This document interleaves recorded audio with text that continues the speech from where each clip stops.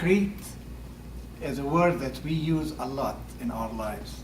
And the origin of the word, I wouldn't tell you what the origin is in the original language, but if you Google it or go to a dictionary, you'll find that's kind of bringing things together in a sound and strong concrete. And we still use it even outside of materials and engineering in sound and concrete ideas or foundational theologies or ideologies or whatever. But today we are into the real application of concrete in construction. And this presentation is a part of revolutions in science and technology paradigms. Now, this is part of the first Eastern Illinois University Symposium on Technology and Society, and I am sure you will concretely enjoy this presentation presented by the chair of the School of Technology at Eastern Illinois University, Dr. Austin Cheney. He is my chair also. I work at the School of Technology. So without much ado, please welcome Dr. Austin Cheney, Concrete.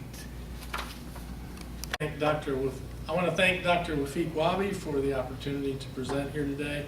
I'm going to be talking about the revolution in science and technology that happened because of the development of Portland cement. So it's a concrete advantage. As we know, cement is the main ingredient of making concrete, and this invention revolutionized the construction world. So let me talk about that a little bit today. First thing I'm going to do is give a little bit of a history of concrete construction and how it happened over time in the early years. I'm going to talk briefly about the development of Portland cement and the time period that happened, and then give you an idea of the breadth of applications of cement-based products, primarily concrete, but it's also used in other applications as well, and give you an opportunity to ask any questions. So one of the things that everybody's aware of is the pyramids. And there's a long-standing accepted belief that these pyramids were constructed of stone that was hewn, it was quarried and hewn in Egypt. So I'll give you an idea of what the mainstream theory is of pyramid construction.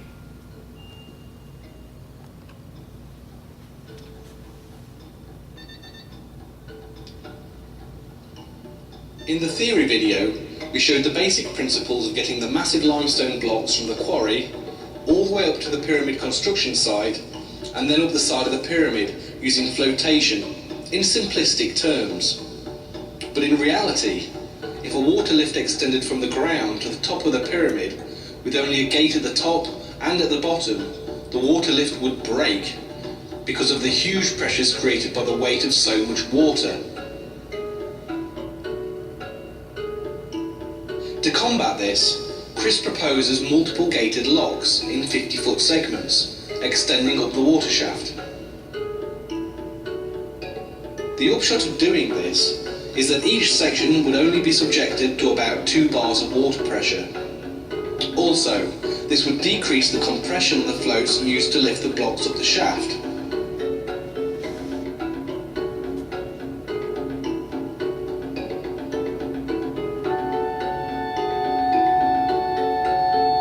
Blocks would be continually moved upwards in 3s and 4s between each set of locks.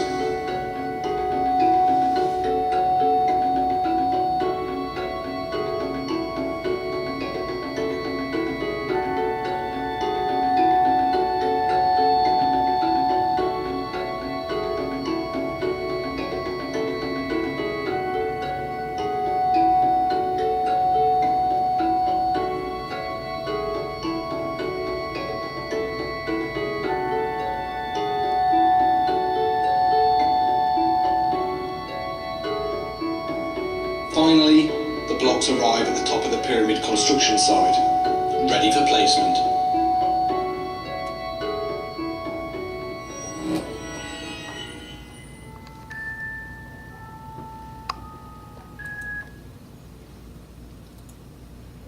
So you can see one theory that's been proposed and widely accepted, actually. You find that a lot in your education, that oftentimes theories that we've come up with, and there's not proof of that theory are presented as if they're fact. Theory of evolution is a perfect example. It's taught in the classroom as fact. They're disputing alternative hypotheses out there. Similarly, with the pyramids, there is an alternate hypothesis posed by a fellow by the name of Joseph Davidovitz. And basically he says that those blocks were actually made out of concrete rather than hewn out of stone.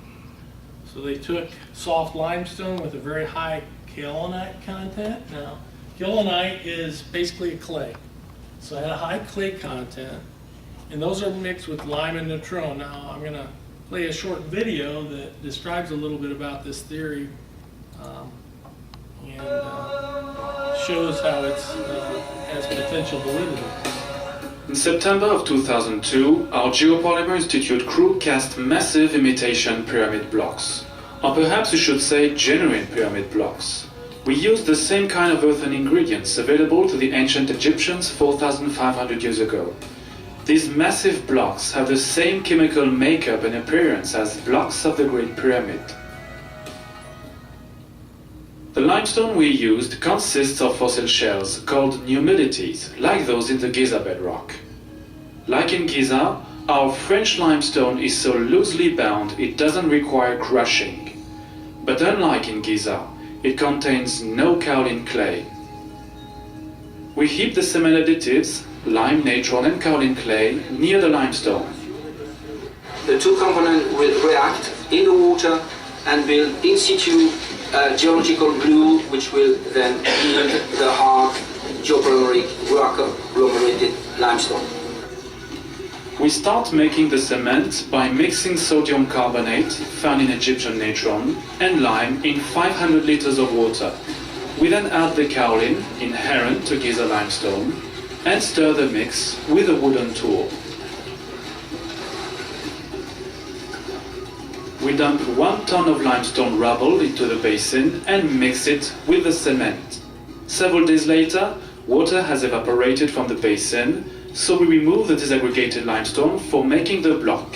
Inspecting the mixture, 95% limestone aggregates and only 5% rock-making binder. Between 12 and 17% of water give it the consistency of wet sand. One squeezes the mixture with his hand and it keeps its shape. This batch will quickly gain strength.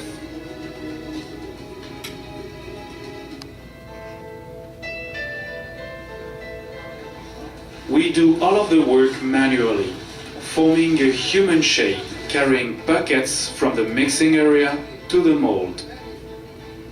We pour the limestone concrete mixture in a mold and pack it down with a tool called a rammer.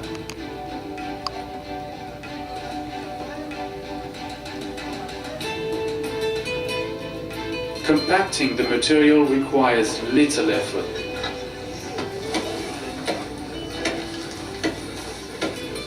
The packing operation encourages cohesion and the denser mixture takes on high strength from the initial curing phase.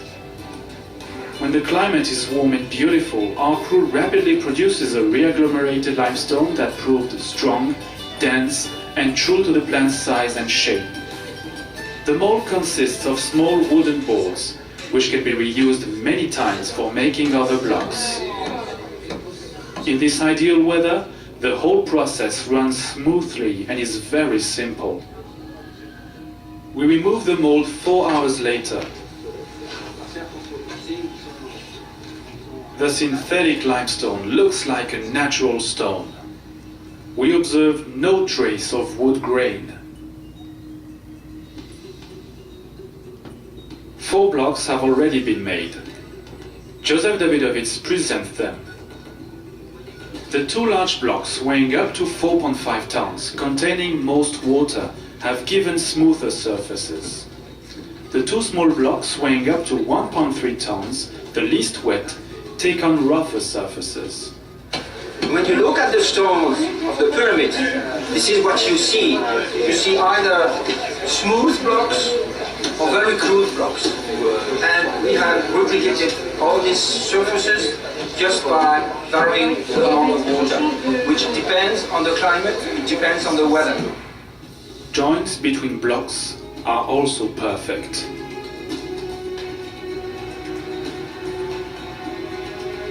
It will take 3 months for the stones to fully cure because of the climate of northern France.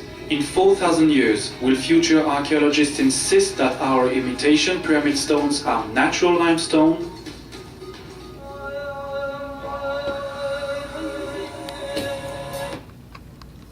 So you can see from that video that, again, we have an alternate hypothesis that's proposed. And I think that's important to keep in mind when we talk about paradigm shifts in technology innovations. They happen because somebody thinks outside the box. They don't accept the lens that everybody else views a particular issue from. They look at it from a different angle, and that's how innovation happens. That actually was supported by another material science, Michel Barsoum of Drexel University, and his team. They did a study, actually a scanning electron microscope examination of some of that block that's used to create pyramids, and found that it had some minerals and porosity that don't occur in natural limestone. So there's further evidence, again, that was found that maybe these rocks, these pyramids weren't built from rock that was hewn, but rather constructed with concrete. And of course, you know, the accepted paradigm that's out there is that these were hewn out of stone. That's what we've been thinking for years. So trying to shift that is very difficult. You can see there's a lot of dispute that's going on.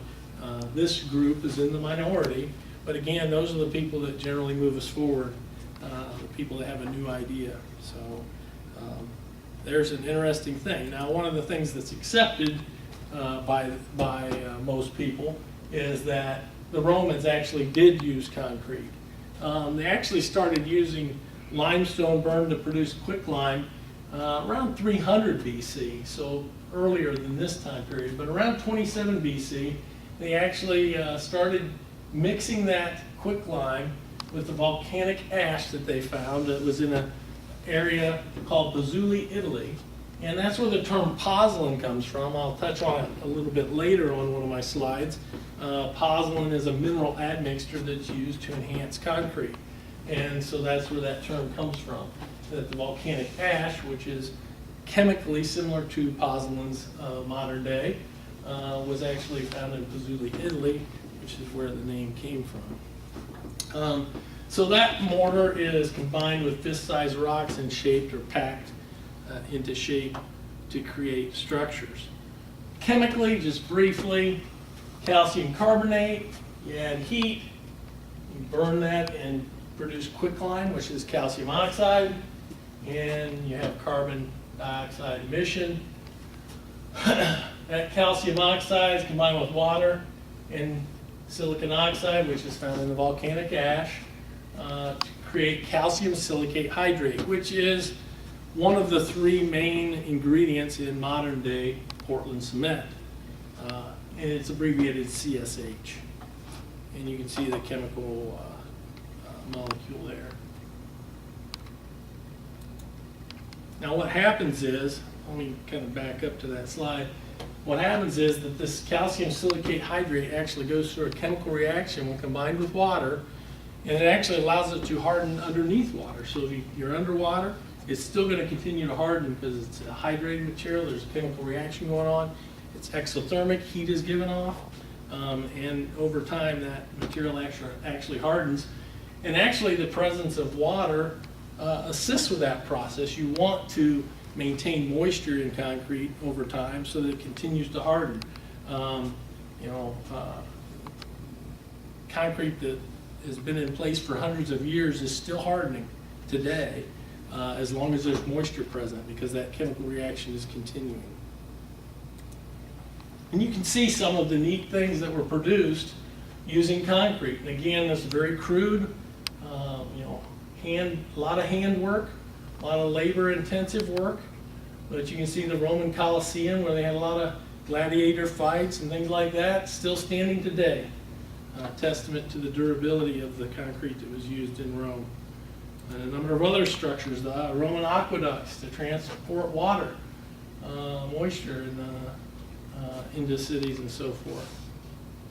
You can see the Pantheon.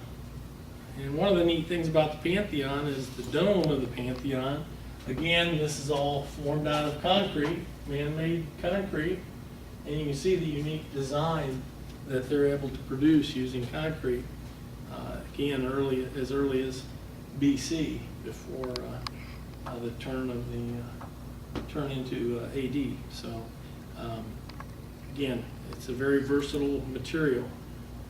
One of the last pieces I'm going to show you from Roman times as far as construction is the baths of Caracalla. I've got a brief video on that. I'll kind of explain to you what those baths were used for. And you can see some of the actual, I've got a little bit of a hang up here on my video. For some reason it's not downloading. Well, we will possibly come back to that. But you can see in the video here, this is the structure as it exists today. You can see there is some obvious dilapidation over the centuries.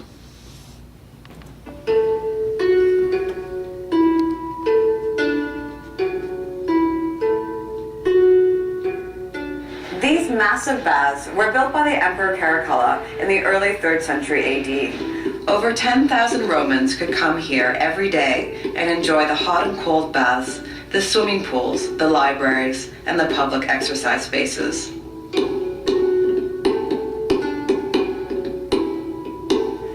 We often think of Rome as being a hygienic city, thanks to baths like these and the aqueducts. In fact, the opposite was the case. Rome was hot, dirty, and crowded, and disease was rampant. One of the reasons why the Emperor Caracalla built baths like these was so that the urban populace could escape the hardships of their everyday lives. We know that Rome was built over a swamp, and that malaria was endemic to the population. Combined with poor hygiene, this meant that the average life expectancy at birth was only 20 years. Under these conditions, one would have expected Rome's population to decline. Instead, it grew to a city of 1 million people in the 1st century AD, as a steady stream of immigrants came to seek out new opportunities in the imperial capital.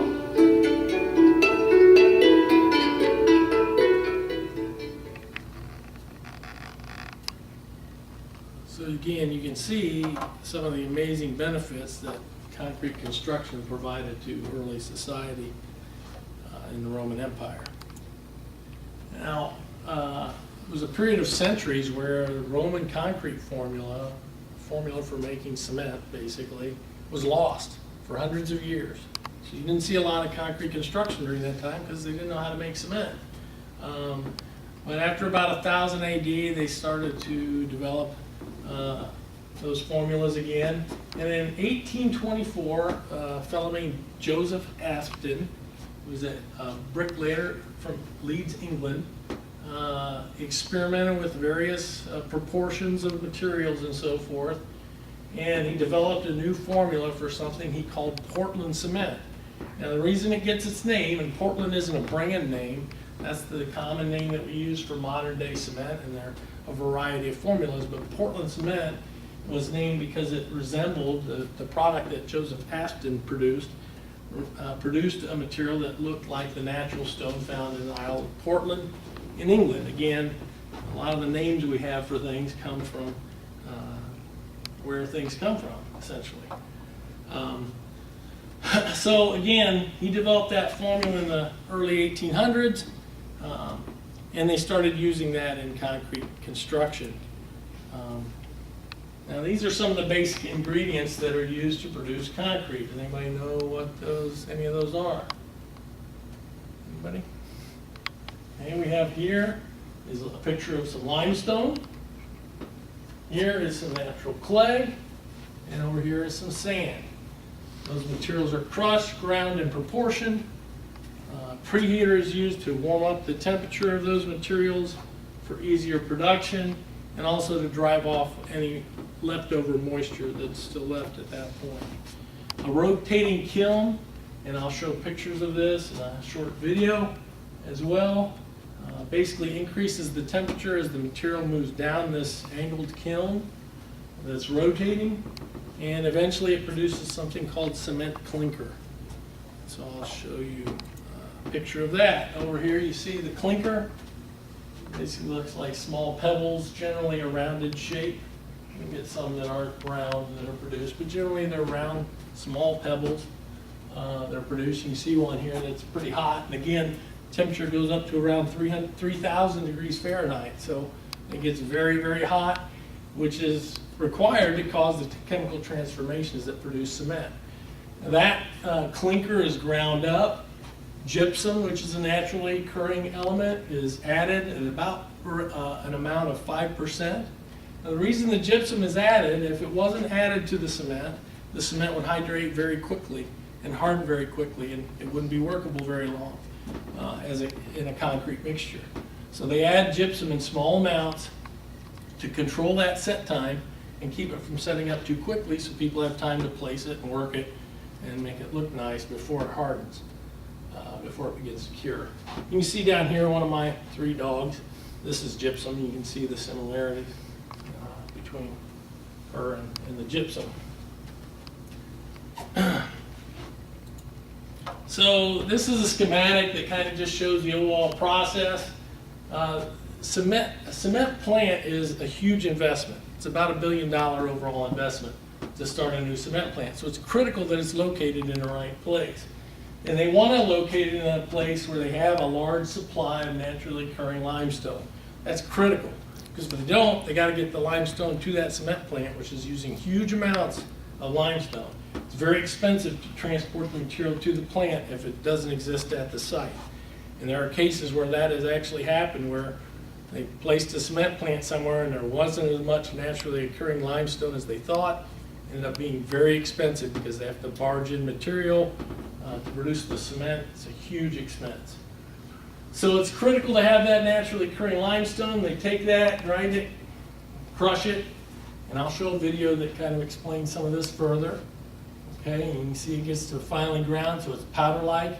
It's proportioned with clay and sand. Ground further, sent through the preheater. This is the preheater area. Cement is preheated and then goes into the kiln, and I talked about this a little earlier, an angled kiln. It's rotating very slowly, and the material just gradually moves down and increases in temperature until it gets to the end, comes out the bottom as clinker, goes through a cooling area. Gypsum is added in proportions, again about 5%. That's mixed further, and that's put into storage silos until it's ready to be used. And I have a brief video, it's about 4 minutes, I think. Cement is a fine gray powder that's used to make concrete. It's also an ingredient in the mortar that masons use to lay brick and stone. Cement also goes into soil cement, a material that's used in paving roads, building dams, and lining reservoirs. The action begins at the limestone quarry. The limestone near the surface has a high content of the minerals silica, iron, and aluminum oxide. Deeper down, the limestone is more pure, containing less of those minerals and more calcium carbonate. The plant uses both types of rock, altering the proportions to make different types of cement. Workers drill holes in the rock wall in which they plant powerful explosives. For safety, the workers have to position themselves behind the area they're blasting, maintaining a distance of at least 50 meters.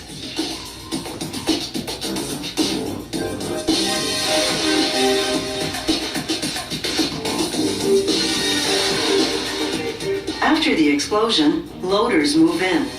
They transfer the limestone rocks to 50-ton capacity dump trucks. The trucks then haul their cargo to the cement plant nearby.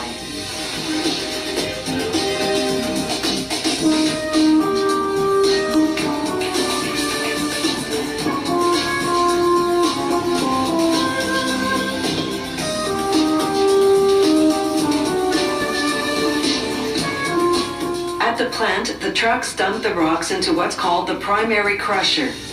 The rocks can be as big as a piano. The primary crusher reduces them to about the size of softballs. There's a constant spray of water to keep the dust from billowing up and settling on the chutes.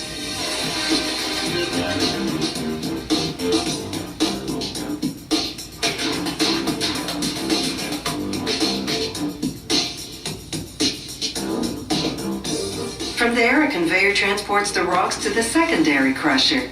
It reduces them further to about the size of golf balls. Rock high in calcium carbonate and rock low in calcium carbonate are crushed separately. Now it's time to mix the two. The ratio varies according to the type of cement they're making. This overhead machine called a tripper makes piles of the required proportions. They call this the raw mix. Then a reclaimer loads the raw mix into a grinding machine called a roller mill.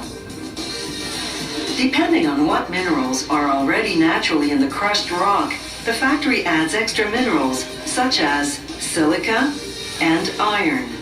Certain types of cement also require aluminum oxide. The roller mixes and grinds the ingredients uniformly, producing a dry rock powder called the raw meal. Now the powder goes into a preheater. The temperature of the powder is 80 degrees Celsius upon entering. Within 40 seconds, it gets more than 10 times hotter. This begins the process of bonding the minerals together so that they'll later harden when hydrated with water. The preheater is equipped with what's called a flash calciner. In about 5 seconds, it removes 95% of the carbon dioxide in the powder through a chemical reaction. This isolates the lime, which is the most important element in cement. From there, the powder moves into a rotary kiln, a huge cylindrical furnace. It's set at an angle so that the powder moves from top to bottom a distance of 49 meters. The kiln rotates about 2 turns a minute to ensure the material travels through at the right speed. The burner's gas flame at the bottom reaches a scorching 16 to 1700 degrees Celsius. As the powder approaching it reaches the 1500 degree mark, it fuses into pieces about the size of marbles. These pieces are called clinker. As the clinker leaves the kiln, large fans cool it down to between 60 and 80 degrees Celsius. It's important to cool the clinker quickly in order to have quality cement. From here, the clinker goes to the storage area.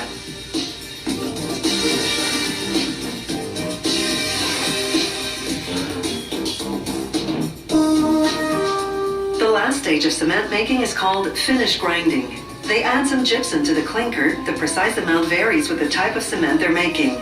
Gypsum delays the cement's setting time so that it can be worked for up to 2 hours before hardening.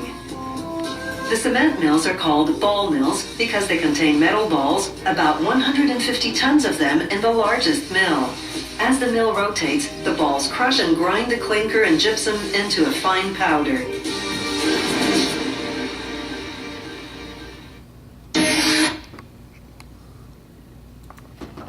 So that gives you a basic idea of the modern cement making process. One of the things I wanted to point out is how we actually take heat that comes off of that material after it's been produced, the clinker, and is actually brought in and recycled to produce the heat for the preheating area. So again, part of that issue with sustainability and things that we talk about, a very hot topic today, trying to conserve energy. It's economic and it's also good for the environment.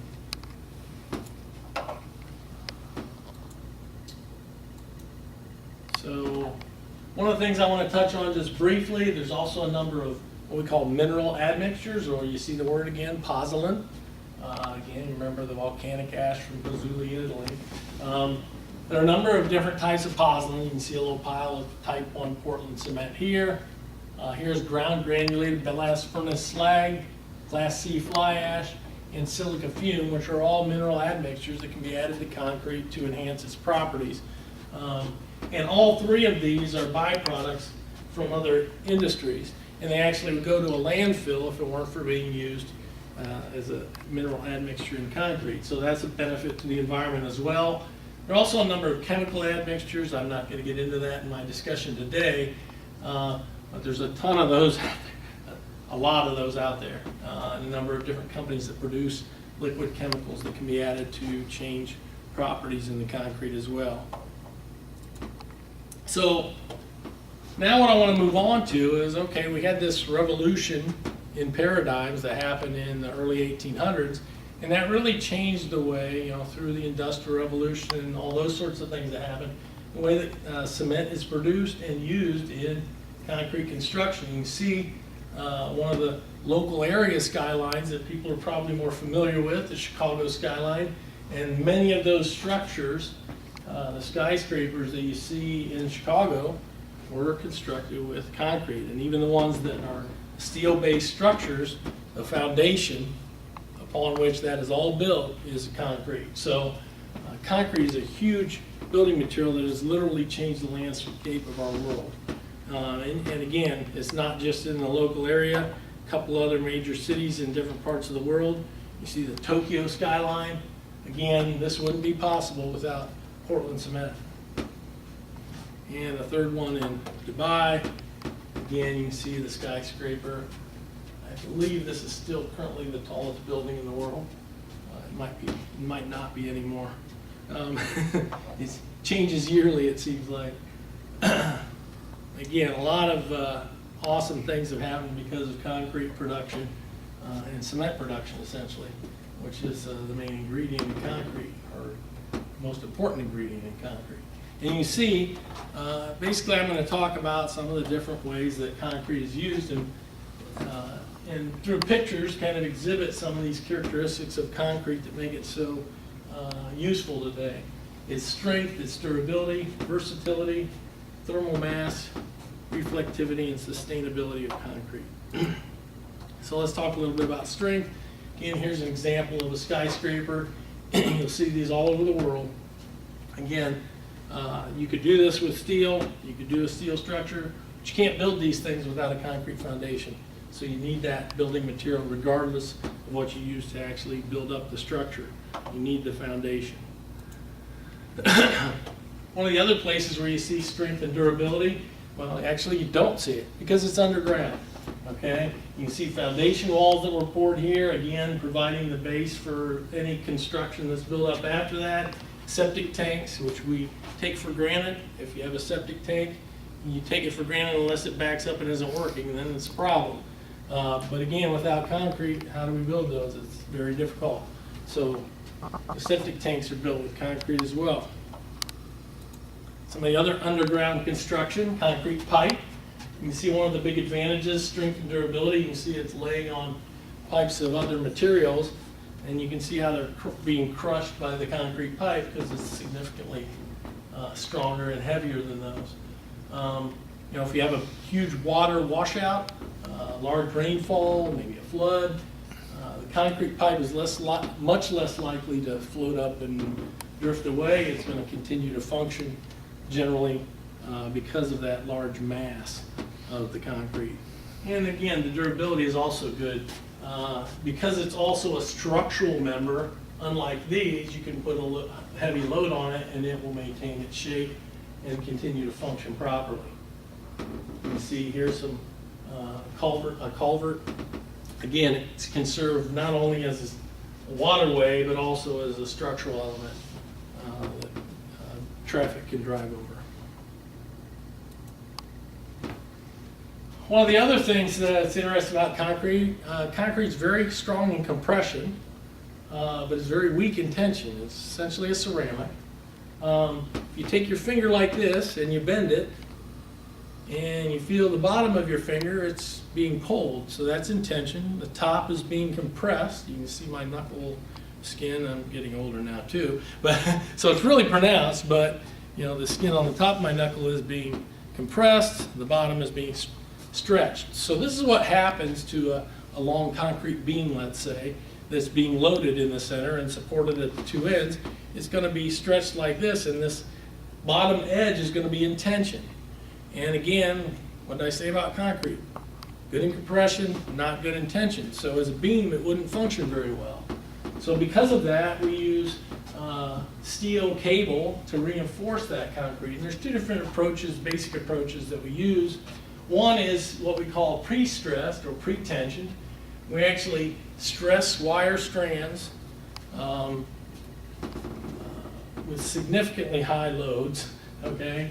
And we hold that there and pour the concrete on top of it, allow it to harden and cure, It's accelerated curing. They apply heat and steam through steam to speed up the curing process because it's a production environment and they need to produce beams very quickly for financial reasons.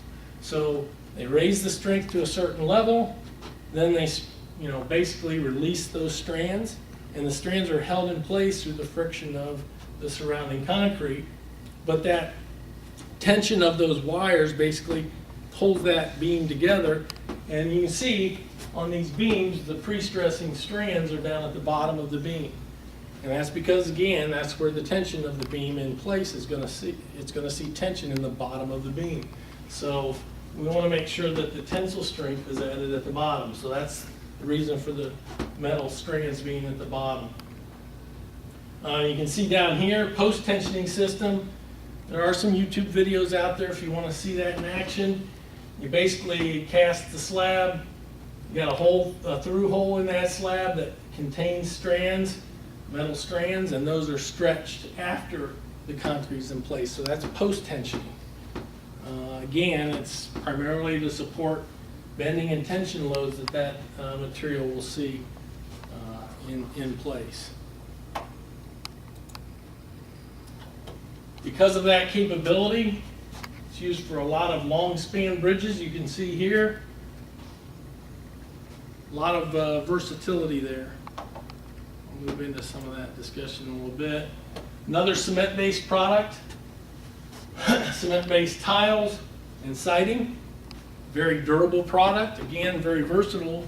We cast in a lot of different colors and shapes and sizes, and it'll basically last a lifetime. Termite resistance, another important issue with regard to durability. You can see a termite there. Now, if you have a wood home, you can see it kind of feeding on some wood right now. You don't want your termite to look like that. Okay? So one way to avoid that is to have a concrete home, and you can see how beautiful a concrete home can be. Everybody thinks a concrete home's got to be made up of all these straight gray walls. Well, that is certainly not the case today. And it can be cast into any kind of color or shape. And again, you're going to avoid the issue with termites because they don't like to eat concrete. Disaster resistance, that's another big issue with durability. You can see the one concrete home here, and I don't know if this was a hurricane or a tornado, but you can see all the other homes are removed from their foundations. The concrete foundations are all still in place. One concrete home stands alone after that disaster. Same thing here. Again, another concrete home after that disaster. Wind, hurricanes, tornadoes. Fire resistance is also excellent. And there's a lot of testing that's done with concrete, either poured in place concrete or concrete block, to test its resistance to heat. My father-in-law actually had a photo, and I don't have a copy of it here today. But in the Philippines, when he was stationed there was a huge field, and a set of concrete steps sat alone in that field. It's the only thing that was left after a huge fire, burnt down all the straw homes, and the set of stairs was sitting out there by itself. Again, a testament to concrete's durability. Versatility. It's a very versatile material. Now here's another example of versatility. If you've seen the movie Zoolander, you can see Magnum, and then a little bit softer look, Ferrari. You know, he's got a lot of versatility, doesn't he? Let's watch a video on I that. just have a few more questions, if that's okay. Cool. So when did you know you wanted to be a model? I guess it would have to be the first time I went through the 2nd grade. I caught my reflection in the spoon while I was eating my cereal, and I remember thinking, wow, you're ridiculously good looking. Maybe you could do that for a career. Do what? Be professionally good looking. Right. What would you say your trademark is, if you have one? Well, I guess the look I'm best known for is blue steel. What's that look like? It's impressive. And then there's Ferrari and the Tigre. The Tigre's a lot softer. It's a little bit more of a Cadillac look. I use it for footwear sometimes. Can I see that?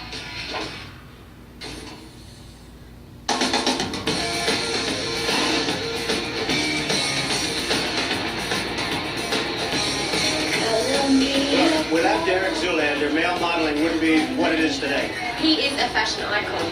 So do you spend a lot of time working on these looks, thinking about them? Oh, sure. I've been working on Magnum for at least the last 8 or 9 years. Magnum? That's intriguing. Can I see that? Are you kidding? I shouldn't even be talking about it. It's nowhere near ready. It's almost like there's a light around him, and he exudes beauty. I think about Derek every time I design a collection. Derek, I don't know if you're familiar with the belief that some Aboriginal tribes hold. It's the concept that a photo might steal a part of your soul. I mean, what are your thoughts on that as someone gets his picture taken for a living? That blue steel look he does? Oh my gosh, he's styling. So, again, the Magnum, you can see, was the culmination of that movie, and you can see the versatility there. Thankfully, concrete has more versatility than Derek Zoolander. And you can see a piece of it here, the Falkirk wheel. It's in Scotland. It actually is used to rotate and lift ships. And you can see the different vessels here. This actually rotates and lifts ships. You can see the versatility in the fact that, you know, all the geometric shapes that can be produced with concrete. It's extremely versatile. Architects love it because they can produce any shape basically, so they can let their imagination fly, and you can see a lot of unique curves and things like that in various architectural pieces. It's versatile from the standpoint of getting it to the job site. You can see, you know, a ready-mix truck here that's commonly used to transport concrete. Now they have pump trucks. They actually pump the concrete for use in above-grade floors typically. They can also actually have, you know, if it's a very high building, large high-rise, let's say, they actually have an in-place pump that's built that pumps it up multiple floors if the boom truck, the pump truck, doesn't have the capability of reaching that high. But again, these are, of course, getting bigger and bigger over time and better capabilities. Another testament to the versatility of concrete, another application, is a tilt-up concrete construction. They actually pour walls on an existing slab and tilt them into place. And you can see the crane here and the bracing that's put in place to hold that wall. And you see, okay, it's plain gray concrete wall, nothing big. It's a neat construction method. But then you start to see some of the unique architectural features that can be added to that. And you don't just produce straight walls, square buildings that have a gray color. You don't have to go paint them. You can actually put, you know, a facade material like a brick look, and you pour the concrete slab on top of that. When you lift it into place, it's a brick wall, essentially. You can see here some colors, some staining and shapes were added. Architectural features here. That's again an example of a tilt-up wall. And here are some of the final products. Your Best Buy stores, most of them are built using tilt-up construction. There's another facility. And then finally, you see this one again. Doesn't have to be square shaped. You can have rounded features using tilt-up. So that's a testament to versatility. And again, you see different facades and colors and so forth. Another opportunity for versatility is decorative concrete. Stains and stamping is used to produce concrete that looks like something else. It might look like stone, it might look like wood, okay? You can add a gloss finish to it. You see some stain there, patterns, various patterns and shapes. You can be as creative as you want to be and produce concrete that looks like just about anything. A lot of the zoos you go to these days, the trees, manufactured. Disney World, a lot of the stuff is manufactured with concrete. Looks like a tree, but it's not. It's concrete. Concrete countertops, that's another popular item these days. A lot of people aren't aware of that, and you see an example here of it being poured. You've got some reinforcement in there to help with the tensile strength, and the concrete's being poured in there. And you can see it's not gray, it's colored concrete, it's brown in that case. And you got a lot of different architectural features that you can have, and you can have any shape you want, essentially. The concrete can be formed that way. Colors, any color you want. Okay? So a lot of opportunities for versatility with concrete countertops. And that's getting to be a big business anymore. Another neat thing is the reflectivity of concrete. Because of its color, gray, lighter, rather than an asphalt parking lot, if you have a concrete parking lot, you can afford to use less intense lighting or maybe use less lighting and still get the same reflectance in that parking lot for safety reasons, for energy efficiency reasons. So there's a lot of pluses to that reflectivity. Also used in rooftops. It's lighter colored, has higher reflectivity. It doesn't contribute as much to what we call the heat island effect that you see in a lot of major cities, where darker roofs are absorbing heat.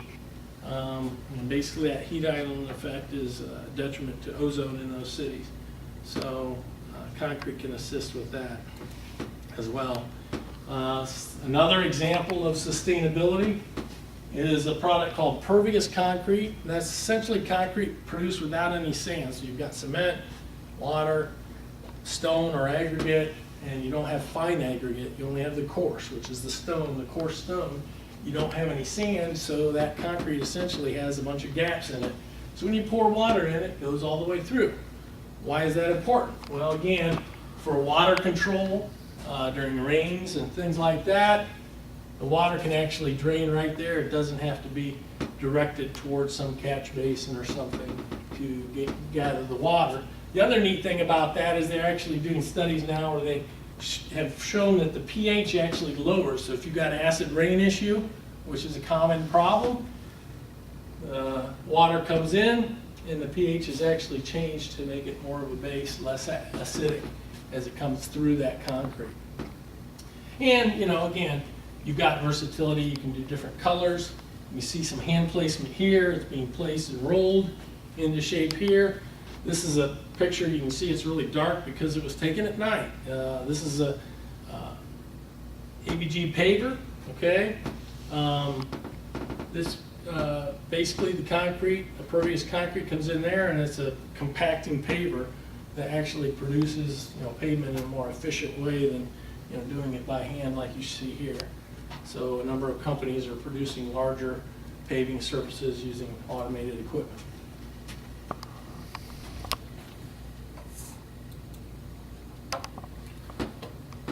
So again, just to reiterate, you know, because of that invention of Portland cement, it allowed us to produce concrete in a much more efficient way and change the landscape of the world we live in, and give us a lot of opportunities because of these characteristics of concrete. Are there any questions? Thank you very much. Again, thank you for your time.